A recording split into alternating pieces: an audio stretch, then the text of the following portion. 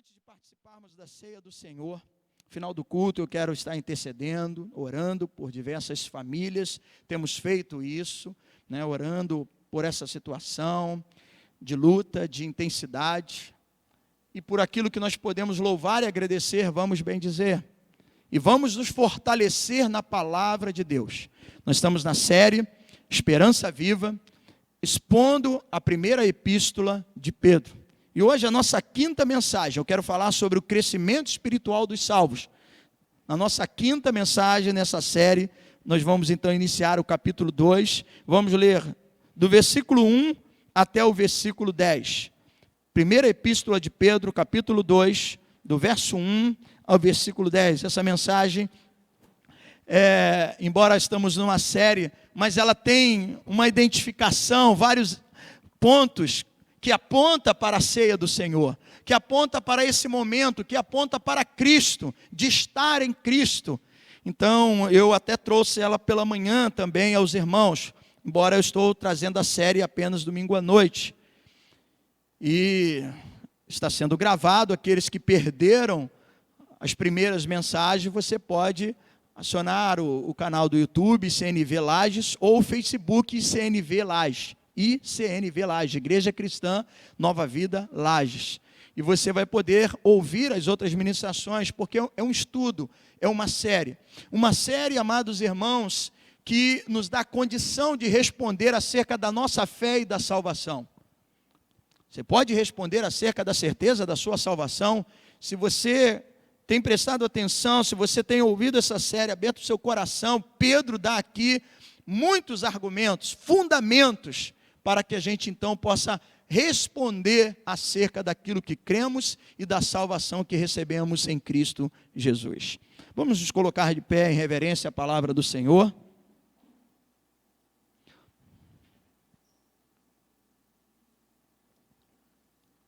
Primeira Pedro 2, a partir do verso 1 até o versículo 10, diz assim: despojando-vos, portanto, de toda maldade e dolo, de hipocrisias e invejas, e de toda sorte de maledicências.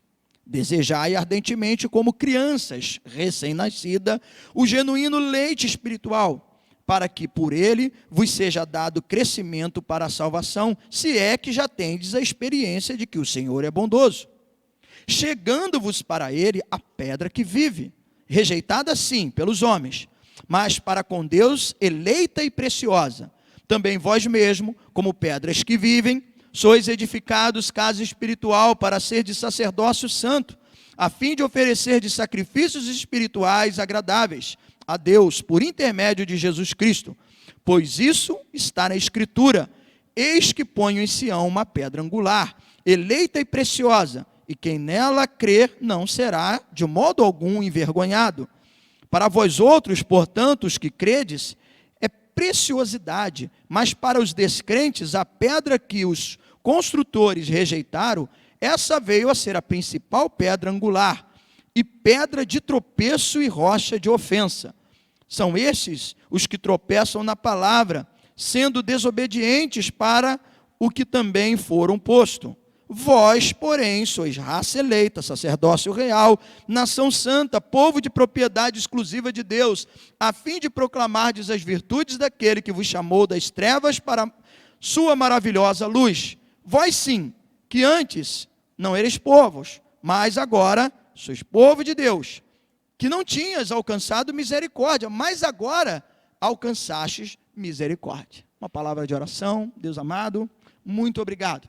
Continua nos instruindo, nos ensinando, nos dando condição, de receber e absorver, ó Pai, essas palavras do teu servo Pedro, a essas 5 igrejas, essas 5 províncias romanas, desses irmãos que estavam passando momentos difíceis, mas que foram fortalecidos pela tua palavra, pelos ensinamentos, que deram a eles certeza acerca da herança que tinha para receber. Portanto, Deus, assim eu oro, entregando esse momento de meditação da tua palavra no nome de Jesus. Amém e amém.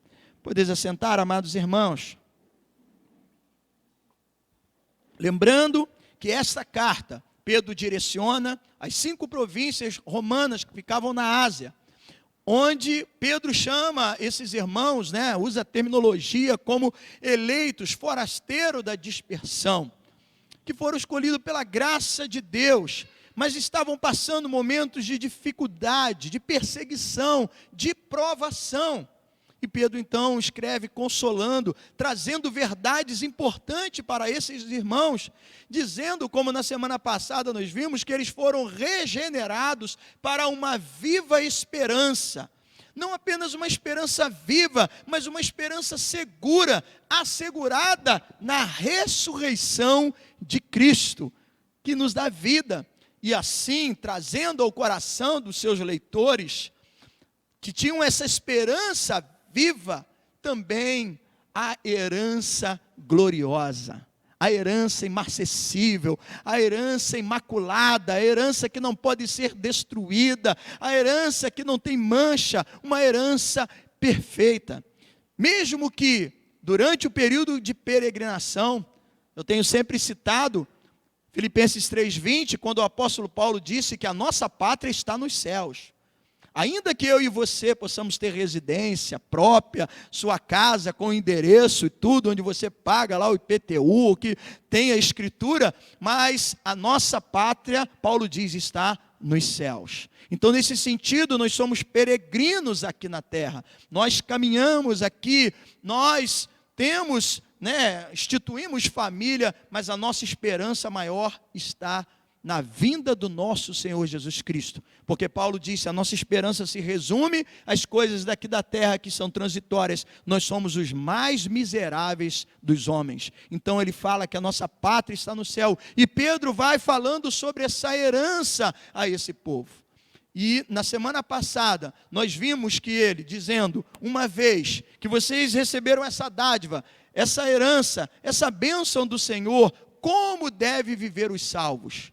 Como deve viver aqueles que foram alcançados? Então Pedro traçou 3 aspectos do estilo de vida do cristão. Tudo aquilo que tem a ver comigo e contigo. Tudo aquilo que tem a ver com você que vai passar pelas águas no próximo domingo. Como deve ser o estilo de vida do cristão? O cristão, ele deve viver em santidade. Pedro cita Levítico 11:45. Quando então Deus chegou e falou, eu tirei vocês, eu sou o seu Deus, sede santo porque eu sou santo. Pedro citou isso para falar da importância de viver em santidade. Pedro falou da importância de viver em reverência, em temor a Deus. A esse Deus que tanto nos abençoa, esse Deus que tanto nos ama, como desapontar a um Deus que tanto nos amou. E ele também falou sobre a importância de viver no amor. Uma vez que nós fomos regenerados por uma semente incorruptível, e agora nós somos coparticipantes da natureza divina do Senhor, que além de ser santo, Deus é amor. Então, como filhos, assim expressamos essa filiação, quando então imitamos ao nosso Pai. Então é nosso dever, ser santo, porque Ele é santo. Amar, porque Ele amou. E essa noite, no capítulo 2, Pedro, ele vai avançando o seu raciocínio, mostrando mais uma das implicações dessa vida dos salvos, de como os cristãos devem viver. E ele fala então sobre o crescimento espiritual. E por meio de uma conjunção, porque ele usa aqui a expressão portanto, essa palavra portanto, então por meio dessa conjunção, o que ele faz? Ele fala agora de um trecho que está ligado, que está conectado ao texto anterior. O texto anterior serviu como base. E agora então Pedro vai estar colocando, vamos dizer assim, alguns blocos, mais alguns aspectos para mostrar como deve ser a vida do cristão. E assim ele vai construindo o seu raciocínio, falando de como deve viver os salvos, aqueles que pertencem a Deus. E o primeiro ponto que ele aqui destaca, que é a primeira palavra que nós lemos, quando então, no versículo 1, ele diz, despojando-vos, portanto, de toda maldade, dolo. Ele vai mencionando alguns pecados aqui. O sentido da palavra despojando é abandonar. Aliás, tem algumas versões, por exemplo, a nova versão atualizada, ela traz, ao invés da palavra despojar, ela traz abandone. Então, para crescer espiritualmente, hoje nós vamos falar sobre um crescimento espiritual, Pedro começa a dizer aos irmãos dispersos que eles então possam abandonar. E o sentido aqui da palavra é exatamente isso, de romper com as práticas. A nova vida do cristão, o regenerado, aquele que nasceu de novo para uma viva esperança, ele não pode se desenvolver a menos que os pecados sejam abandonados. É como se você tirar a roupagem velha, os trapos do pecado que não podem mais fazer parte da sua vida. Na ocasião aqui, Pedro, ele cita 5 pecados, que nós vamos traçar rapidamente, o que significa, o que são cada um desses pecados. E ele então apresenta uma relação que ela é horizontal, ou seja, tem a ver com os nossos relacionamentos interpessoais. Sendo assim, quando ele fala despojando de toda maldade, que é a primeira das 5, que ele divide também em 3 blocos, ele fala despojando de toda maldade e dolo. A maldade aqui, levando em conta acerca desse relacionamento interpessoal, a maldade é o desejo de causar dor, mal, sofrimento ao nosso próximo. Pedro está dizendo, isso aí são trapos de imundícia, vocês precisam se despojar. Esse sentimento não pode estar presente no nosso coração, e é bom nós lembrarmos daquilo que Jesus falou, que é do coração do homem que brota os maus desígnios. Nós temos uma velha natureza, é preciso que a gente sepulte, os que vão passar pelas águas, você vai estar sepultando, mas o dia a dia, o processo da nossa santificação, ele vai da conversão até a glorificação, até o momento em que Cristo vai voltar, aí sim seremos de fato transformados. Mas enquanto estamos aqui, vamos sendo lapidados, moldados pelo Senhor. Esse é o processo de santificação. Ninguém se santifica no estalar de dedo. Eu comecei hoje e já estou aqui santo. É um processo. E Pedro então começa a dizer, abandone todo esse tipo de maldade. Às vezes, quando somos atingidos ou presenciamos uma situação e a gente fica ali com nutrindo aquele ódio, tomara que essa pessoa morra, tomara que aconteça o pior a essa pessoa, ou às vezes até provocamos esse mal. Pedro está dizendo que para a gente abandonar, são desejos da velha natureza. E dentro desse primeiro bloco, além da maldade, ele fala para despojar do dolo. Essa palavra aqui, dolos, ou traduzida por dolo, representa aquele espírito traiçoeiro, que não hesita em usar meios questionáveis para sobressair ou levar vantagem. Me faz lembrar aqui Jacó. Jacó, antes de ter o seu nome mudado para Israel, ele aproveitou uma situação de forma assim realmente muito traiçoeira, talvez observando o estilo, as horas que o seu irmão, que era um perito caçador, Esaú, os irmãos gêmeos, Jacó e Esaú. Esaú já era um homem mais do enfrentamento, que ia caçar, e isso até deixava o pai muito orgulhoso, que trouxe um problema de questão de selecionar o filho predileto. Isaac amava mais Esaú, já a esposa amava Jacó, e Jacó, observando como o seu irmão chegava, dos momentos da sua caça, Jacó preparou aquele sopão de legume, com legumes vermelhos. Com certeza eu penso que aquele estava cheirando, assim, aquele cheirinho gostoso, quando você passa perto da barraquinha de churrasco, ou daquela de pipoca. Estava falando essa manhã, esse dia eu e Rose fomos caminhar ali na raia, nós moramos no Menegar, aí nós fomos caminhar ali pela raia, indo em direção ao centro de zoonose, e foi um período assim, por volta de 6 horas da noite. Parece que todo mundo naquele dia separou aquele horário para fazer janta. Então, conforme a gente caminhando, que covardia, eu aqui querendo queimar o que eu preciso, deixar aqui e tudo, e aquele cheirinho entrando assim, foi misericórdia, como caminhar? Então eu estava logo querendo sair daquela reta, porque o cheirinho ia trazendo aquele apetite de volta, eu estava precisando de queimar. Jacó então, de uma forma assim traiçoeira, aproveitando a situação, ele observava que o seu irmão chegava cansado. Ele tinha caça, ele tinha carne para fazer aquele churrascaço maravilhoso, viu, Gesiano? Mas Jacó observou que até o seu irmão preparar ia levar tempo. De uma forma traiçoeira, o que ele diz? Troca o seu direito de primogenitura, me dá o seu direito de primogenitura e come.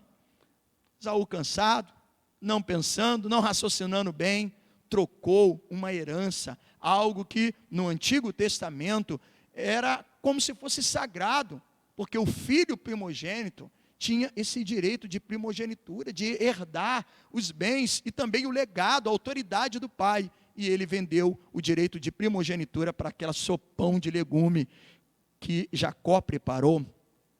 Mas tem um historiador e um pastor já falecido, William Barclay, que é escocês. Ele, certa vez, escreveu acerca desse episódio e falando sobre o termo, né, dessa palavra dolo, ele diz que dolo é assumir a aparência de verdade para que o desavisado seja enganado. Volto a Jacó, ele fez o mesmo com o pai. O pai já não enxergava, né, estava cego. O que ele fez? Orientado pela mãe, colocou uma roupa toda cheia de pelo para enganar o pai. O pai, durante um momento, até ficou assim meio desconfiado, né? Olha, a pele aí é de Esaú, mas essa voz aí está parecendo a voz de Jacó. Então ele aproveitou daquela situação, né, do pai, da sua deficiência visual, para então enganar o pai e receber a bênção patriarcal como o primogênito no lugar do seu irmão. Isso é dolo. Então, dolo é ser um enganador, como Jacó era. Isso não pode fazer parte da nossa vida. Nós não podemos aproveitar de certas situações para levar vantagem. E sempre essa época se me vem a questão de imposto de renda, né? Porque muitas às vezes aproveita a questão da declaração do imposto de renda para ele receber uma restituição, aí ele burla uma situação, uma consulta, alguma coisa médica, né? Tem lá um conchavo para poder receber o estorno. Isso é engano, isso é dolo, isso não faz parte, isso não te pertence. O cristão, ele tem que despojar de todo dolo, de todo engano. Então, tudo aquilo que às vezes se utiliza para levar vantagem, e você usa de uma situação, ou levando em consideração que a pessoa está ali desavisada, e aproveita, isso é dolo, isso é ser enganador, isso não agrada a Deus. E Pedro então diz, despojando de todo dolo.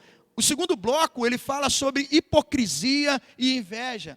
E é outra coisa que é importante para a gente destacar, né, as definições dessas palavras. Por exemplo, o hipócrita. Hipócrita é aquele que é fingido, pois a palavra tem tanto aquela que vem do latim, quanto também do grego, hipócrisis. Ambas significam a representação de um ator, de quem está fingindo.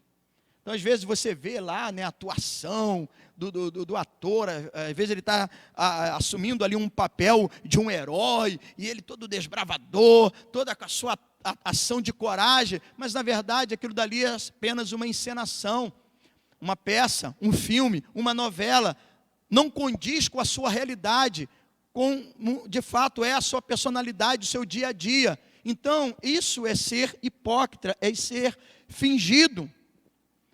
Eu falei com os irmãos aqui, quantos lembram daquela propaganda do Denorex? Quem é da época aqui do Denorex? Os jovens nem vou perguntar, vai ficar rindo, entendeu? Tião levantou ali, deve ter usado bastante Denorex, né, Tião? Eu também usei, Tião, mas ó, caiu tudo, não adiantou nada não, né? Porque o Denorex, a pessoa chegava na propaganda, levantava lá o produto, ó, né? Parece, mas não é, né? Porque parecia um remédio, né? Alguma coisa assim, mas não era, acho que era um shampoo, alguma coisa assim. Nós não podemos ser um crente Denorex. Eu não posso estar aqui de terno, mas no dia a dia, no trabalho, em casa, diante da esposa, diante dos filhos, diante da sociedade, eu ser de uma outra forma. Então, isso é ser hipócrita. E eu não posso viver assim. Eu tenho que me despojar a cada dia, eu tenho que lutar contra esses desejos. E ele aqui diz, hipocrisia, inveja. Aliás, sobre a hipocrisia, há um texto, você pode anotar em Lucas 12, 1. Jesus, certa vez, disse que a atitude de um hipócrita é como se fosse o fermento dos fariseus. Evangelho de Lucas, capítulo 2, versículo 1. Ele diz assim: acautelai-vos do fermento dos fariseus, a hipocrisia. O próprio Senhor Jesus Cristo falou. Mas também ele fala aqui da inveja, do grego fítonos, que descreve o sentido mesquinho de querer ocupar o lugar do outro. Pastor, peraí, crente não fica querendo desejar o lugar do outro, crente não tem inveja. Amados irmãos, falando de Santa Ceia, em Lucas capítulo 22, versículo 24, Jesus estava exatamente diante dos seus discípulos, instituindo a ceia do Senhor, e exatamente no meio dos seus discípulos, daqueles 12 homens que andavam com Cristo, que viu Jesus fazendo milagres, operando maravilha, ressuscitando mortos, curando paralíticos, cegos, deficientes, aqueles homens que viram que eles estavam vivendo diante de um homem que era santo, poderoso. No entanto, quando eles se sentam à mesa, Jesus é obrigado a adverti-los, quando em Lucas 22, 24, ele disse assim: houve uma discussão entre eles, entre os discípulos, sobre qual deveria ser o maior. Aí Jesus, que ali deixou ensinamentos e lições importantes, falou: seja o maior como o menor. Então é preciso que a gente possa se despir, se despojar de toda maldade. Enquanto o ego permanecer ativo dentro do coração humano, haverá inveja. E Pedro diz: isso não faz parte, isso não te pertence. E por fim, o quinto pecado que ele cita, ele fala sobre maledicência. E como eu disse, que apresenta uma relação, horizontal, ou seja, que está conectado com as relações interpessoais. Maledicência aqui traz a ideia de um falatório maldoso a respeito da vida alheia. É aquele que tem a sua língua como se fosse um punhal, que fura, que machuca, que maltrata o outro, não com uma arma, não como um porrete, não com um soco, mas a sua palavra deixa marcas, a sua palavra destrói, diminui, amedronta, machucam pessoas. Quanto não foram as vezes que nós assim o fizemos. E Pedro então diz: vocês têm que abandonar, despojar de todas essas coisas. Quando às vezes não mexeu comigo, agora ele vai ver, mexeu com a minha língua, está roubado. Quem está roubado é você, se você usar a tua língua de forma cruel. Tiago adverte que a língua ela é como se fosse uma centelha que é capaz de incendiar toda uma floresta. O dano que ela provoca. Então isso daqui é maledicência. A maldade é quando então você provoca a dor e traz o sofrimento com atitude, realmente sendo mal. A maledicência é usar palavras que venham realmente diminuir, envergonhar, deixar a pessoa numa condição realmente de se sentir um nada. Pedro então diz: abandone. Primeiro ele fala para abandonar, e a partir do versículo 5, ele diz sobre aquilo que nós precisamos desejar. Versículo 5. Melhor, versículo 2. Eu pulei. Versículo 2. Desejai ardentemente como criança recém-nascida o genuíno leite espiritual. Então passe, ao invés de ficar nutrindo esses desejos, abandone esses desejos e agora passe a desejar aquilo que pode te edificar.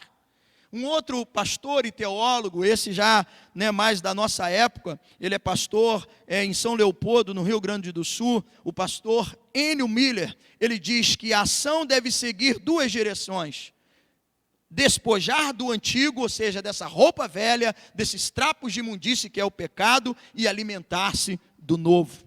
Desejar ardentemente como criança recém-nascida. Pedro, quando ele usa aqui essa comparação, não é para dizer que aqueles crentes ali estavam imaturos na fé, eram infantis, não. Era para mostrar que assim como uma criança que mama, que anseia e deseja, uma criança recém-nascida, né? Eu tenho vivenciado isso muito lá na minha família, né? Pouco tempo nasceu o neto da Bernadette, agora nasceu nessa semana mais um sobrinho meu, filho do meu irmão caçula, Claudeci, o Enzo, e a gente observa que a criança, às vezes ela dá até aquela cabeçada assim procurando, né, o peito da mãe, porque ela anseia ardentemente. Então Pedro está dizendo, assim como criança recém-nascida deseja o leite materno, assim o cristão deve desejar ardentemente o genuíno leite espiritual, o leite que não tem mistura, o leite puro, a palavra do Senhor, que é viva, que é eficaz, que nos nutre. Essa sim, de fato, vai nos dar crescimento espiritual. Pedro fala que nós devemos desejar e ter prazer nela. Lembrando do Salmo 1, irmão Jael, que pregou há pouco tempo, numa reunião de oração na terça-feira, falando do Salmo 1, né, do bem-aventurado, da alegria daquele que tem prazer na lei do Senhor, e na sua lei ele medita dia e noite. É isso que Pedro está querendo dizer. Não está chamando esses irmãos aqui de imaturos, né, na sua fé. Não, é assim que todo cristão, crente que não gosta da palavra, crente que não deseja, que não lê a palavra, que não tem um devocional, ele é um crente desnutrido espiritualmente. Facilmente ele se torna uma presa diante do inimigo. Diante da adversidade ele não consegue. É bom a gente lembrar que Jesus venceu a Satanás no deserto, naquele momento de tentação, com a palavra de Deus. E o diabo sabe a palavra. Então cuidado, que o diabo ele pode te dar uma rasteira com a própria palavra. E por isso eu e você precisamos, como o salmista no Salmo 1, meditar na lei do Senhor dia e noite. E assim ele respondia ao diabo, está escrito. E o repreendia no poder da palavra do Senhor. Então Pedro diz, ao despojar de tudo isso, como criança desejai ardentemente o leite espiritual, assim nós, amados irmãos, iremos crescer para a salvação, como ele concluiu no versículo 2. Aí no versículo 3, ele chega e diz, se é que já tendes a experiência de que o Senhor é bondoso. Ele cita aqui o Salmo 34, versículo 18, que lá está escrito dessa forma, ó, provai e vede que o Senhor é bom. Então, os recém-nascidos, eles buscam, eles se satisfazem com o leite materno. Os cristãos igualmente sabem que a palavra de Deus lhes satisfaz nas suas maiores necessidades e dificuldades que nós enfrentamos. Essa é a dieta espiritual do cristão. Nós precisamos ser um povo da palavra, que se alimente da palavra de Deus, se é que nós já experimentamos aquilo que é bom, que é bondoso. Ora, se nós já degustamos da graça, da salvação, que nos propiciou, nos dando a oportunidade de cultuar, de estar neste lugar, de ter liberdade para estar neste lugar, quanto mais o grande banquete que Ele tem preparado para os salvos na sua glória. Então, continue desejando, como criança recém-nascida, a palavra de Deus, o alimento genuíno. Aí no versículo 4, Pedro ele passa da metáfora do leite, porque nós observamos nessa série, nesses versículos, que Pedro utiliza muito desse recurso, né, de uma linguagem metafórica, e aqui ele passa da metáfora do leite para a metáfora da pedra. Ele faz uma transição de quem nós somos, crianças recém-nascidas, que deseja o leite, ou pelo menos deve desejar e buscar a palavra de Deus para se fortalecer e se nutrir. E ele passa de falar de quem nós somos para dizer quem Cristo é. Cristo é a pedra fundamental cujo a igreja é edificada. O versículo de número 4, então, assim ele diz, chegando-vos para ele a pedra que vive. O segredo do nosso crescimento é a nossa comunhão com Cristo, que é a pedra que vive. E aqui ele usa a expressão, chegando-vos para ele. Chegando para quem? Para Cristo, a pedra que vive. Chegando, no original, no grego, significa vir com a ideia de permanecer. Então você não apenas chega, não, você fica, você permanece. O que Jesus fala, né, no Evangelho? O Evangelho de João registra, né, a fala de Jesus Cristo em João 15. que ele é o que? Verdadeiro. Ele é o que? A videira verdadeira. Versículo 5 de João 15, eu sou a videira verdadeira, vocês são os ramos, aquele que estiver preso em mim, esse dá fruta. E Jesus completa, sem mim nada podeis fazer. Quem permanece em Cristo tem vida. Então Pedro está dizendo aqui, achegai-vos à pedra que vive, achegai-vos a Cristo. Permaneça nele, tendo essa ideia, né, do original, dessa palavra, no original, vir com a ideia de permanecer. É preciso permanecer com Cristo, com uma comunhão íntima. Ele que é a pedra que vive. E interessante que aqui há tanto uma metáfora quanto um paradoxo. Porque diz que essa pedra preciosa também é uma pedra de tropeço. Nós vimos aqui no texto que a pedra angular, a pedra principal, para alguns se tornou também uma pedra de tropeço, de ofensa. De tropeço para quem, pastor? Para aqueles que a rejeitaram, que não creram nele. É bom nós lembrarmos de João capítulo 1, versículo 11, que diz, veio para o que era seu, mas os seus não o receberam. E há algo interessante aqui sobre, né, essas duas frases. Primeiro, ele veio para o que era seu. É provável que esse seu se refira ao mundo da humanidade. Porque o versículo anterior, o versículo 10 de João 1, diz que o verbo, né, que se fez carne, ele é o criador do mundo. Porém, o mundo não o conheceu. Ele veio para o seu, mas o seu não conheceu.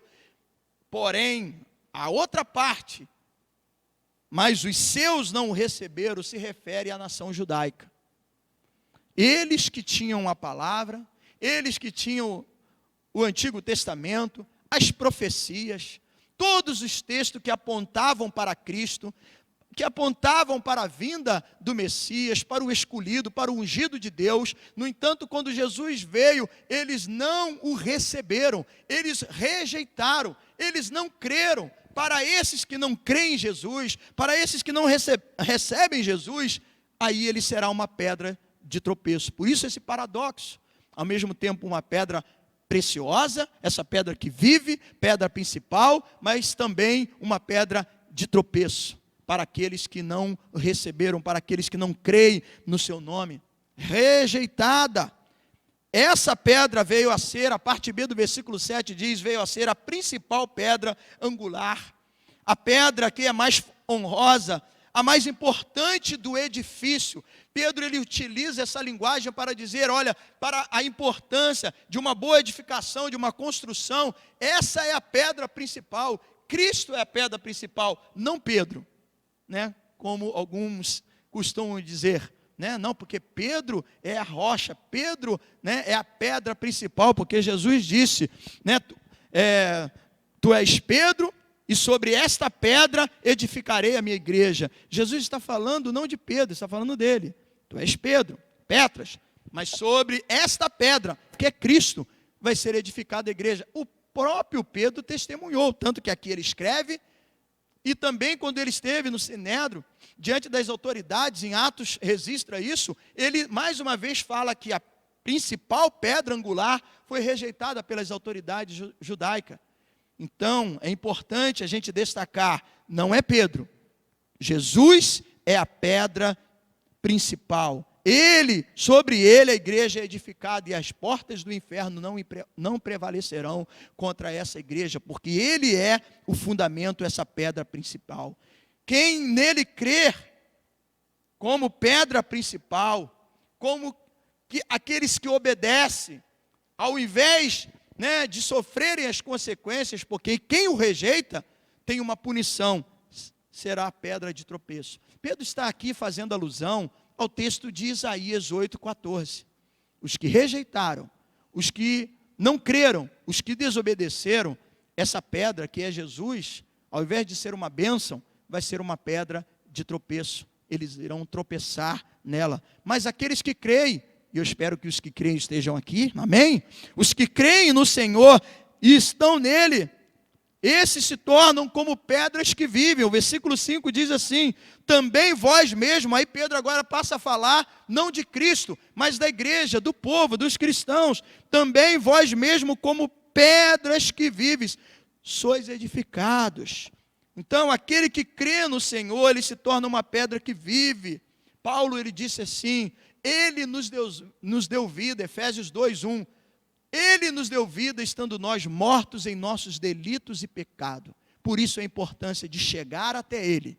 Quem chega nesse sentido de vir e permanecer, esse tem vida. Eu e você estávamos mortos, mas agora nós estamos em Cristo. A nossa vida está fundamentada em Cristo. Eu estou apontando para aqui porque hoje nós vamos participar da ceia, do símbolo do corpo e do sangue do Senhor Jesus Cristo. Quem está em Cristo, a pedra que vive, nos tornamos também pedras que vivem. Nós temos vida. Nós estávamos mortos, mas Ele nos deu vida e vida em abundância, como diz a própria palavra de Deus, e por isso é importante nós chegarmos até Ele. Pedro, então, aqui, ele faz uma transição de quem Cristo é para quem agora nós somos.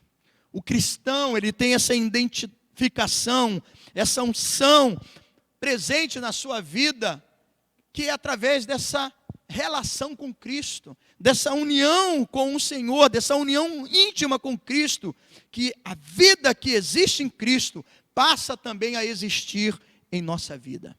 Porém, Pedro, dando continuidade aqui ao versículo 5, além de pedra que vive, ele fala de outra coisa que nós somos, versículo 5, também vós mesmo, como pedra que vive, sois o quê? Edificados, casa espiritual, para serdes sacerdócio santo. Ele fala que além de pedra que vive, nós somos casa espiritual. O que o apóstolo Paulo, ao escrever em 1 Coríntios 3,16, anote aí, 3,16, ele diz que nós somos. Nós somos o quê? Templo do Espírito Santo. Nós temos esse lugar consagrado, reunidos, para adorar, para bendizer, para participarmos da mesa, para vivermos a nossa vida cristã, para nos alimentarmos da palavra, mas o Senhor, Ele não habita em templos feitos por mãos, Ele habita no nosso coração. Nós somos, então Paulo em 1 Coríntios 3,16, ele diz, vós sois o templo do Espírito Santo. Então Pedro diz, além de pedras que vivem, nós somos casa espiritual, sacerdócio santo, para oferecer sacrifícios agradáveis a Deus. Olha só que maravilha, o fato de estarmos em Cristo, nos tornamos pedras que vivem, casa espiritual e agora sacerdócio santo. Todo cristão, não apenas o pastor, é a figura do sacerdote, né? Ele tem ali o papel, como que ministra, como conduz, mas todos nós somos sacerdotes, fomos constituídos sacerdotes, tendo esse acesso à presença de Deus. Depois você lê em casa, Hebreus 10, e principalmente dos versículos 19 a 22, Hebreus 10, de 19 a 22, quando então o autor dessa carta universal, que não tem quem é, não especifica quem escreveu Hebreus, há muitas especulação, se foi Paulo, se foi Apolo, mas não podemos emplacar como essa daqui, que foi Pedro. Então é uma carta universal. O autor Hebreus, ele diz, cheguemos-nos com ousadia, com intrepidez no santo dos santos, pelo novo e vivo caminho que nos consagrou, pois o véu do tempo foi rasgado, hoje nós temos acesso, então chegue com ousadia na presença do Senhor, para apresentar o seu culto a Deus, para apresentar a sua oferta santa.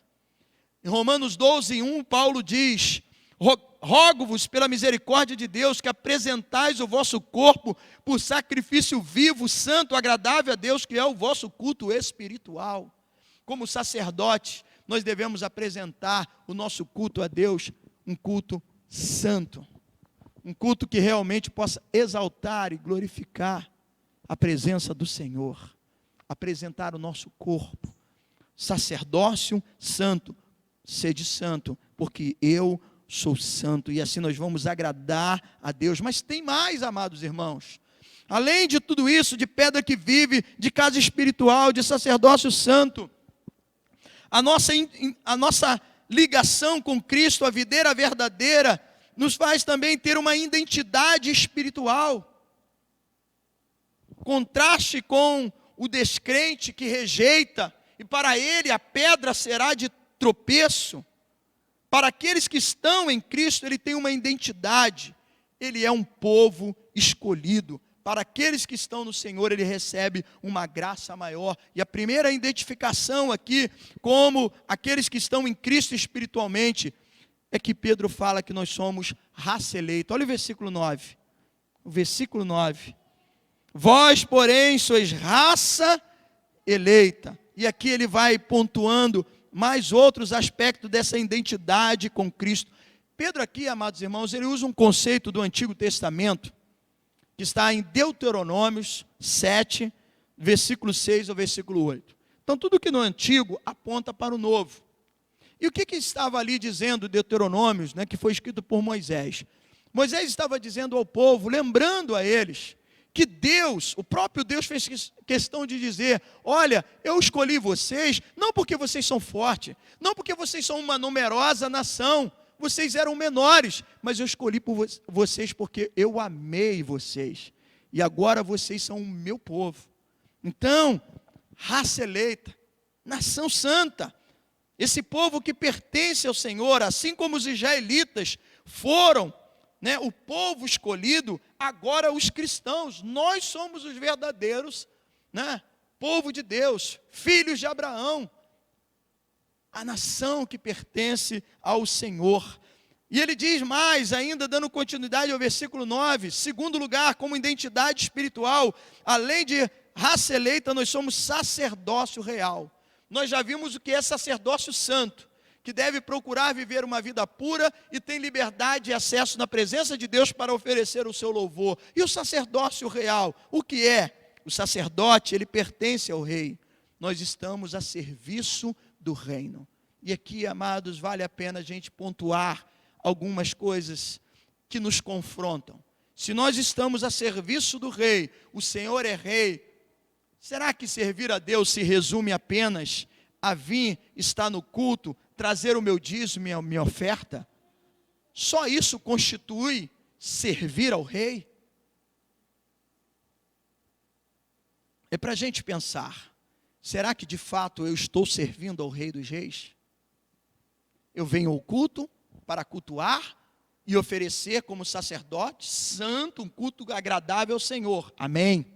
Eu apresento as minhas ofertas demonstrando a minha generosidade, a minha gratidão por aquilo que Deus fez, amém? Mas o sacerdócio real, será que nós temos oferecido de fato ao Senhor, servindo a Ele? É para pensar, só para a gente pensar se de fato essa nomenclatura, que essa identificação espiritual faz parte das nossas vidas. Porque mais uma vez Pedro utiliza uma referência do Antigo Testamento, de Êxodo 9:6, que diz assim: e vocês serão para mim reinos de sacerdote. A igreja é um sacerdócio real, que se mantém unido a Cristo, o sacerdote real.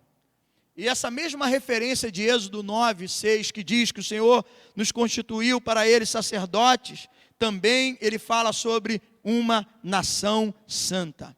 Pedro retrata aqui, dando continuidade ao versículo 9, além de ser raça eleita, sacerdócio real, Pedro retrata o povo como uma nação santa, o que significa que os cidadãos foram separados para servir a Deus. Lembrar de Efésios 1:4, quando diz o apóstolo Paulo, escrevendo essa carta, dizendo que o Senhor nos escolheu nele antes da fundação do mundo para sermos santos. Então, amados irmãos, ser escolhido por Deus, ser salvo pela graça, não significa que a gente vai viver uma graça, sem santificação, porque a palavra de Deus diz que sem santificação é impossível ver a Deus. E a santificação, repito, é um processo da conversão até a glorificação. Pastor Alan tem 33 anos, vamos fazer esse ano 34 anos, né, meu amor, de batizados nas águas. Preciso continuar me santificando, porque é um processo, até o momento em que Cristo vai me buscar, ou o momento que Ele me chamar, se for antes da sua vinda. Esse é o processo de cuidado, de despojar e de desejar as coisas que me façam crescer espiritualmente. Deus nos escolheu para a salvação mediante a santificação para santificação. Mas também Pedro vai aqui nos identificar espiritualmente como povo de propriedade exclusiva de Deus. Aqueles que foram comprados pelo sangue. Vamos lembrar da semana passada e ler aqui o versículo 18 e 19 do capítulo 1,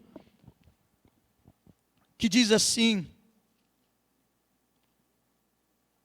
sabendo que não foi mediante coisas corruptíveis, como prata ou ouro, que foste resgatado do vosso fútil procedimento, que os vossos pais o legaram, mas pelo precioso sangue, como de cordeiro, sem defeito e sem mácula, o sangue de Cristo.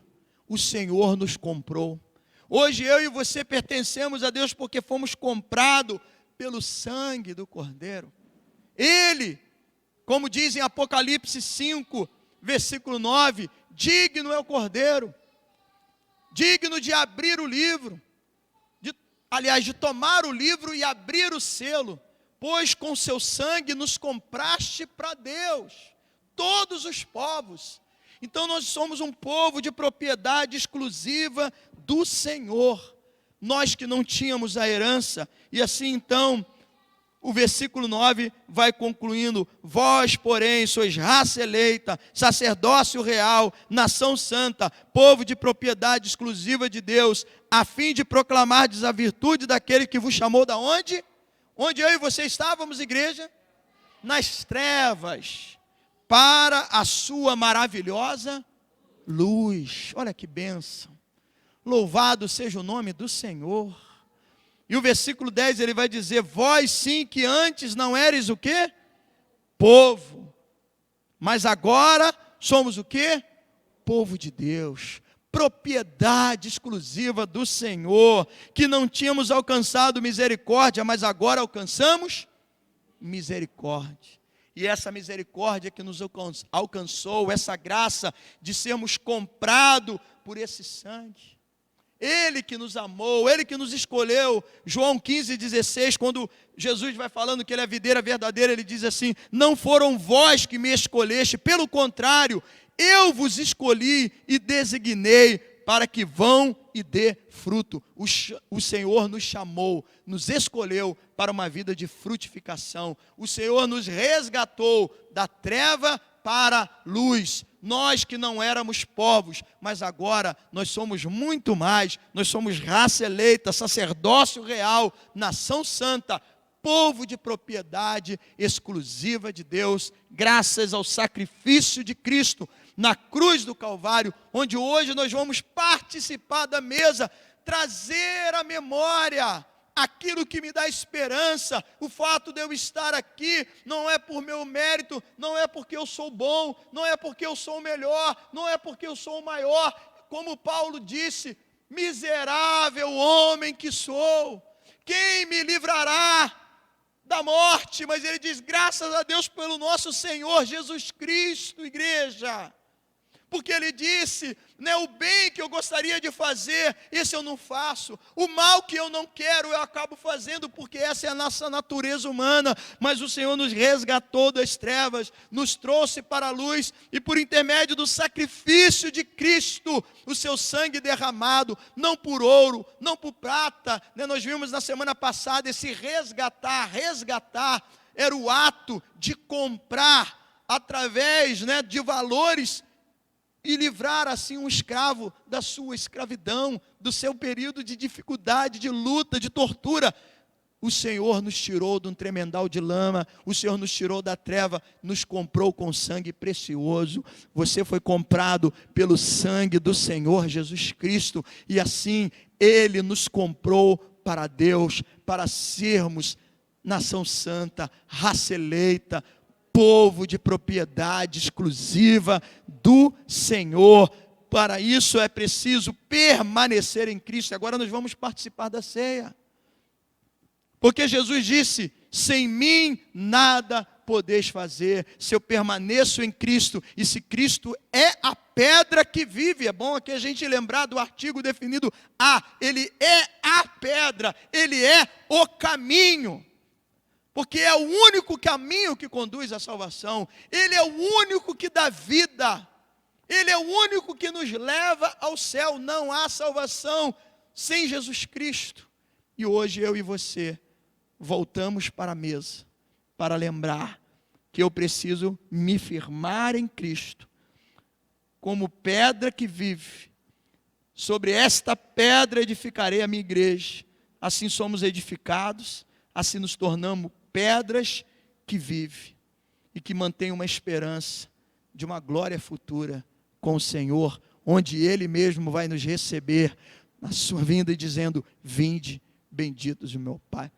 Como é rica a palavra de Deus. Isso nos garante, isso nos dá certeza acerca da herança que nós temos, da bênção que nós temos e como podemos viver e ser edificados, fortalecidos, enquanto somos peregrinos nessa terra. Assim nós devemos proceder, e se assim procedermos, temos uma herança. Enquanto isso, firmado em Cristo, a rocha da nossa salvação. Que Deus te abençoe. E que o Espírito Santo fale melhor ao seu coração, no nome de Jesus. Feche os seus olhos e curve a sua cabeça. Pai amado, preciosa é a tua palavra, e esse momento que nós temos, estamos aqui a segundos de participar da Santa Ceia do Senhor. E ouvir o que Pedro escreveu a esses irmãos da dispersão, aos eleitos forasteiros que passavam por momentos difíceis, mas ouvir essas verdades com fundamento, com base. E agora nós estamos exatamente diante da mesa, para cumprir uma determinação do Senhor, que disse: fazei isso em memória de mim, porque todas as vezes que comerdes, anunciais a minha morte. O que come e bebe tem vida em si mesmo. Como ele disse em João, o que come e bebe ressuscitará no último dia. Só há esperança, só há salvação, só há vida em Cristo, a pedra que vive. Ele que é o caminho, Ele que é a porta, Ele que é o bom pastor, que dá vida pelas suas ovelhas.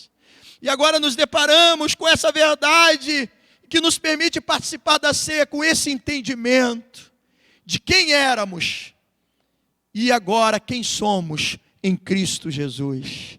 Oh Pai, obrigado pela Tua palavra, que nos faz esse momento de transição para participarmos da verdadeira comida e da verdadeira bebida, do pão vivo que desceu do céu e do cálice da nova aliança. Vire para cá os elementos, Senhor, com reverência, diante desse sacramento, dessa ordenança, com os elementos como o pão, que simboliza o corpo, e como o cálice, o fruto da vide, do suco ou do vinho, que simboliza o sangue do Senhor Jesus Cristo. Para essa participação, como quem se identifica, como quem está ligado em Cristo, para uma vida de frutificação, para uma vida de um bom testemunho, venha nos alimentar essa noite, ao participarmos da sua mesa.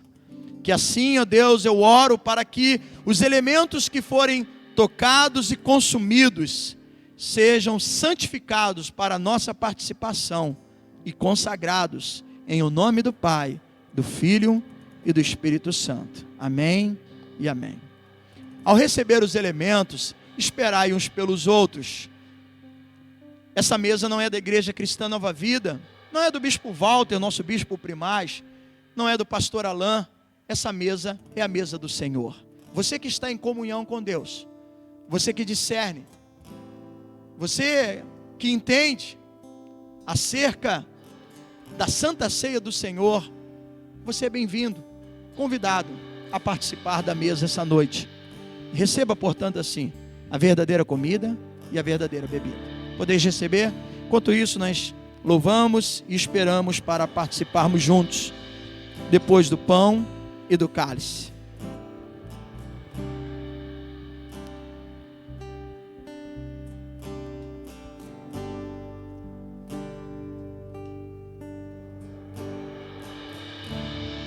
Digno Cordeiro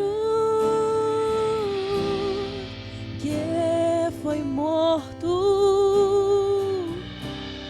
Santo, Santo Ele é.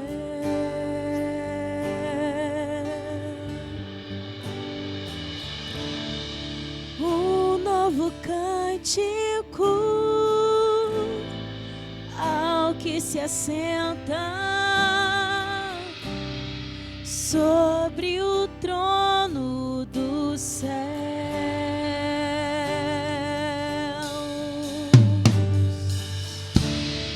Digno é o Cordeiro que foi morto, Santo, Santo Ele é.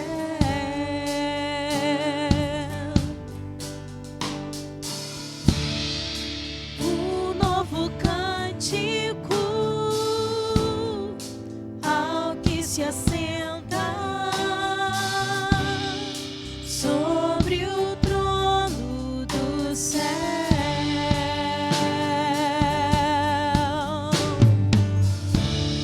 Santo, Santo, Santo, Deus Todo-Poderoso, que era e é e há de vir. Com A criação eu canto louvores ao Rei dos Reis. És tudo para mim e eu te adorarei.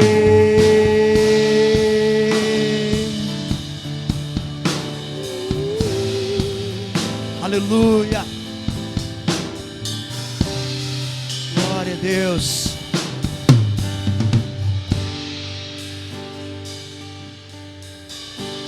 Alguém foi esquecido dos elementos? Todos receberam? Amém?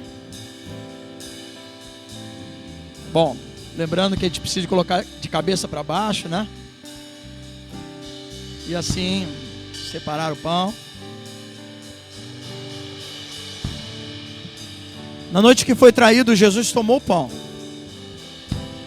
tendo dado graça, abençoou, deu aos discípulos, dizendo: tomai e comei, porque isto é o meu corpo, partido por vós. Assim ele sofreu, assim ele foi transpassado por uma lança, assim ele foi açoitado. Aquela cruz era muito mais do que uma madeira. Ali estava o meu e os seus pecados. Ali estava a maldição. Ele se fez maldito no meu e no seu lugar, para que então nos tornássemos amigos de Deus e tivéssemos aliança com o Senhor. Ele sofreu o abandono, ao ponto de dizer: Deus meu, por que me desamparaste? Mas o castigo que nos traz a paz estava sobre ele. Tudo o que ele sofreu foi para que eu e você hoje, que estamos aqui sentados neste lugar, recebêssemos dessa dádiva. Ele levou sobre si as nossas maldições. Ele morreu a nossa morte para vivermos a sua vida. Participar da ceia é trazer à memória os ensinamentos, as lições, é entender qual é o meu papel, o que eu sou, o que eu me torno quando eu estou em Cristo. Por isso ele disse: sem mim nada podeis fazer. O que vamos comer e tocar é pão, e vamos sentir o gosto de pão, mas espiritualmente nós, em obediência a um sacramento, a uma ordenança, porque ele disse: fazei isso em memória de mim, até que ele venha nos buscar.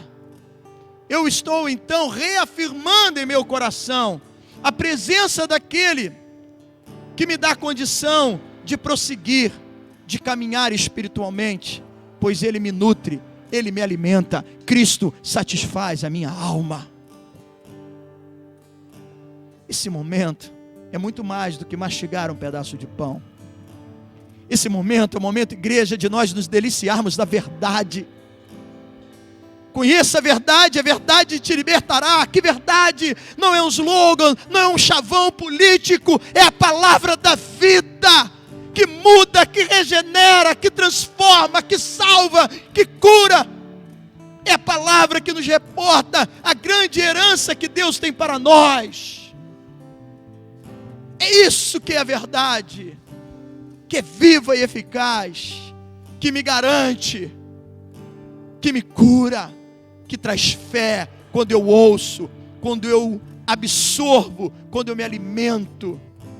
E Jesus disse: fazei isso em minha memória. Estamos fazendo porque Ele nos ordenou. Como filhos da obediência, comemos. O que come tem vida em si mesmo. O que come permanece em Cristo. O que come tem vida e vida em abundância. Senhor, muito obrigado.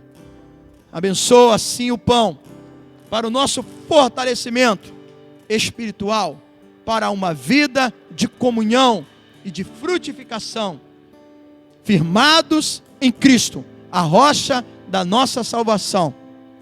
E para isso, ó Deus, eu penso mais uma vez que o pão seja abençoado, em nome do Pai, do Filho e do Espírito Santo. Amém e amém. Disse o Senhor aos seus discípulos: tomai e comei. Eu digo: comamos todos, em o nome do Senhor.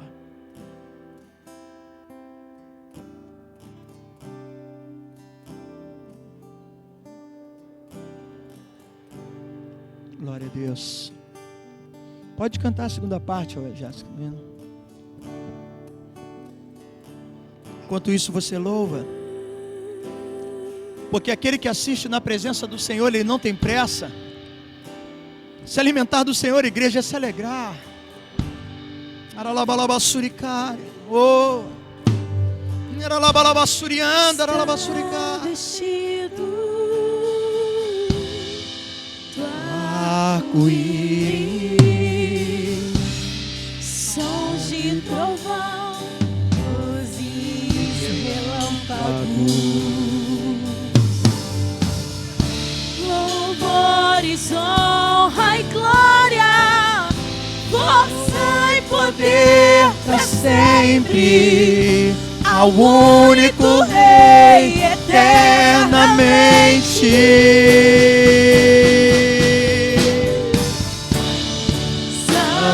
Santo, Santo, Deus Todo-Poderoso, que era e é e há de vir. Com a criação eu canto. O que, igreja? louvores ao Rei dos Por quê? Diga! Reis. Tens tudo para mim e eu te adorarei. Aleluia! Glória a Deus! Bendita a presença, glorificado o teu nome, Deus. Aleluia! Jesus tomou o cálice, ergueu, abençoou, porque o que Deus tem para nós é bênção, igreja.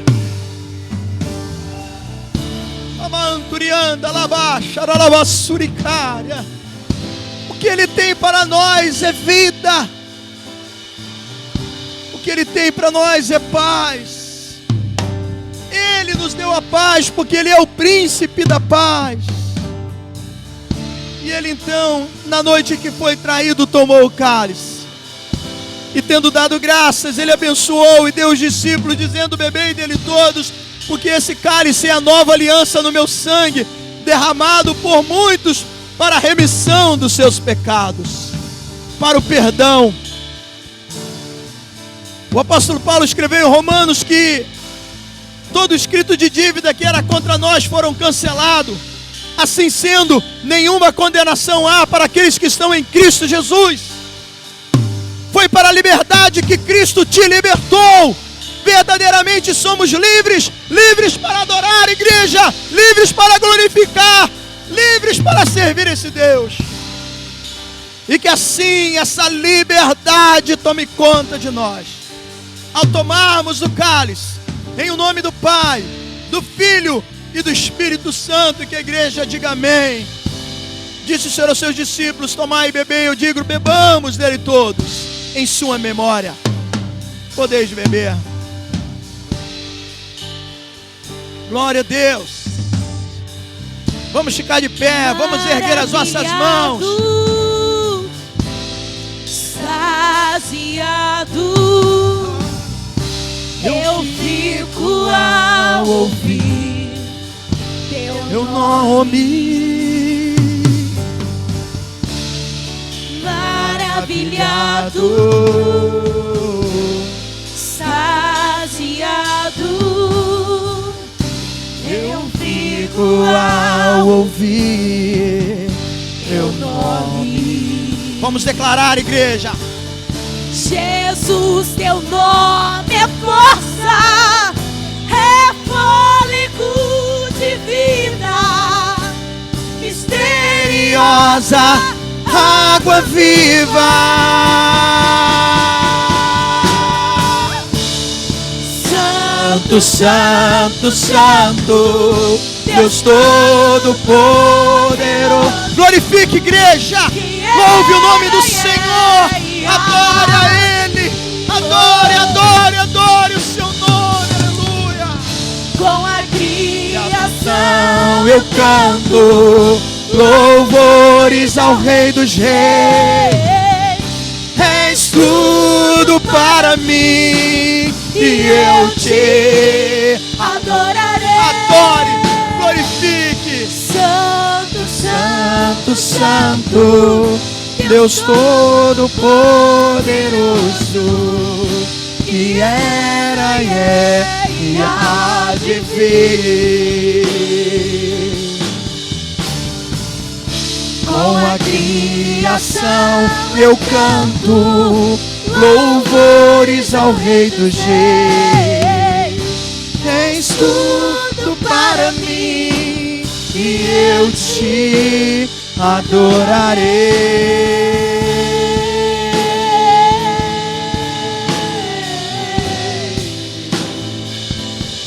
te adorarei, oh Jesus.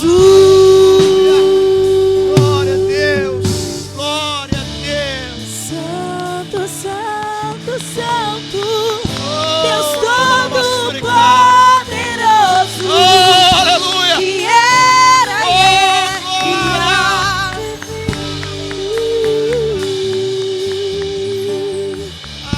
com a criação. Eu canto louvores ao Rei dos Reis. És tudo para mim e eu te adorarei.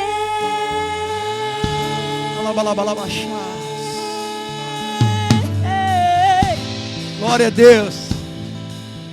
Obrigado pela tua presença. Assim ela é uma pregação viva, irmãos. Assim ele tem esse poder de nos fortalecer, de nos alimentar, de trazer vida a nós. Por isso, não negligencie, não se distancie. Só em Cristo a vida, só em Cristo. Obrigado, Senhor, por participar da sua mesa. Obrigado por ser fortalecido e alimentado pela tua presença. Glória a Deus. Vamos orar, vamos interceder. Temos tido alguns irmãos, familiares. Estamos aqui para orar, para estar junto. Temos motivo para agradecer, alguns que têm recebido altas, outros que têm ainda está amado, internado. E nós precisamos ser solidários uns com os outros, chorar uns com os outros, clamar ao Jeová Rafa, o Deus que cura, para que Ele opere um milagre. Vivemos dias, amados, de expectativas de milagre, tal como os dias em que Jesus andou na terra e as pessoas estavam se sentindo impotentes, sem condição, não havia recursos, meios. O que fazer diante desse mal, desse vírus invisível? É depender da graça de Deus, é depender desse Deus que cura, que livra, que sara. Então vamos orar. Você tem estendido as suas mãos para receber, mas estenda as suas mãos para abençoar. Lembre de alguém, lembre de um familiar, lembre de um amigo, lembre de um parente. E vamos, neste momento, levantar um clamor, igreja. Ouça, Senhor, o nosso clamor. Ouça o clamor da tua igreja, que chama pelo teu nome, que invoca a tua presença, que busca ao Deus único, onipotente, todo-poderoso, que abre o mar, que faz milagres acontecer. Seja, Senhor Deus, com os nossos irmãos, amigos, parentes, que se encontram sobre o efeito dessa doença terrível, daqueles que estão internados, daqueles que estão entubados. Só o milagre, Jesus. Tu és a nossa esperança, Tu és a nossa força, Tu és o socorro bem presente na hora da angústia, abrigo de nossas vidas. Papaizinho querido,